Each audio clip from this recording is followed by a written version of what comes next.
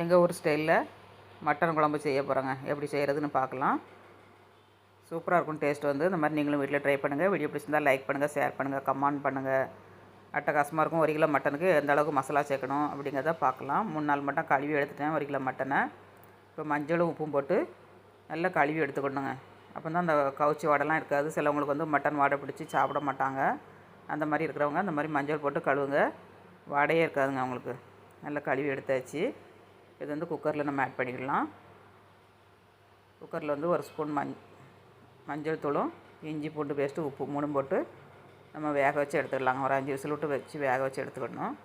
எடுத்துகிட்டு ஒரு கடாய் அடுப்பில் வச்சு நம்ம எண்ணெய் 2 ஸ்பூன் எண்ணெய் நல்லெண்ணெய் ஆட் பண்ணிவிட்டு பட்டை, லவங்கம், கிராம்பு, சோம்பு, பிரிஞ்சி இலை, அப்புறம் 150 கிராம் சின்ன வெங்காயம், ஒரு பெரிய வெங்காயம் எல்லாம் போட்டு நல்லா வதக்கிக்கோங்க. 2 பச்சை மிளகாய் போட்டுக்கோங்க. தக்காளி, ஒரு தக்காளி, சின்ன தக்காளிங்க. புளிப்பு நிறைய போடக்கூடாது. அதனால் சின்ன தக்காளியாட்டு 1 போட்டுக்கோங்க. கொஞ்சம் உப்பு போட்டு பிரிஞ்சி இலை போட்டு நல்லா வதக்கி எடுத்துக்கோங்க. இப்போ தேங்காய், சோம்பு, சின்ன வெங்காயம் எல்லாம் போட்டு மசாலா அரைச்சி எடுத்துக்கலாம். தேங்காய் பேஸ்ட்டு அரைச்சி எடுத்தாச்சு. கொஞ்சம் தண்ணி ஊற்றி நல்லா பேஸ்ட்டாக அரைச்சி எடுத்துக்கணுங்க. நல்லா அரைச்சி எடுத்தாச்சு.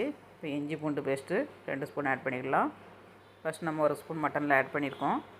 2 ஸ்பூன் ஆட் பண்ணியிருக்கேன். வரமிளகாத்தூள் 1 ஸ்பூன், வரமல்லித்தூள் 2 ஸ்பூன், அரை ஸ்பூன் மஞ்சள் தூளுங்க. ரெடிமேடு மட்டன் மசாலா ஒரு 4 ஸ்பூன் ஆட் பண்ணியிருக்கேன். இதையும் நல்லா ஃப்ரை பண்ணிவிட்டு மட்டனை வச்சுருக்க மட்டனை நல்லா வந்துருச்சுங்க. இதோட நம்ம ஆட் பண்ணிக்கலாம். ஆட் பண்ணிவிட்டு கொஞ்சம் தேங்காய் பேஸ்ட்டையும் ஊற்றி நம்ம ஒரு 10 நிமிஷம் கொதிக்க விட்டுருவோங்க. நல்லா குழம்பாக தான் நான் வச்சுருக்கேன் சாதத்துக்கு. இது ஆறுனதுக்கப்புறம் கொஞ்சம் திக்காயிரும். லாஸ்ட்டில் கொஞ்சம் மல்லித்தழை தூவி கருவேப்பிலை தழை போட்டு இறக்குனோம்னா ரொம்ப அட்டகாசமாக இருக்குங்க. உப்பு செக் பண்ணி பார்த்துட்டேன். லைட்டாக உப்பு கம்மியாக இருந்தது, போட்டுட்டேன். இந்த மாதிரி நீங்களும் வீட்டில் ட்ரை பண்ணுங்கள். என்னோடய ஸ்டைலில் மட்டன் குழம்பு எப்படி செய்கிறதுன்னு வீடியோ எடுத்துருக்கேன். பார்த்துட்டு நீங்களும் ட்ரை பண்ணுங்கள். ஃப்ரெண்ட்ஸ் அண்ட் ஃபேமிலி ஷேர் பண்ணி விடுங்க. ஸ்டவ்வோடு சமைக்கும்போது அன்போடு சமைக்கணுங்க. அன்போடு சமைச்சிங்கன்னா சுமாராக இருக்க மட்டன் குழம்பு கூட சூப்பராக இருக்குங்க. கரெக்டு தானே? வீடியோ பிடிச்சிருந்தா லைக் பண்ணுங்கள். பாய்.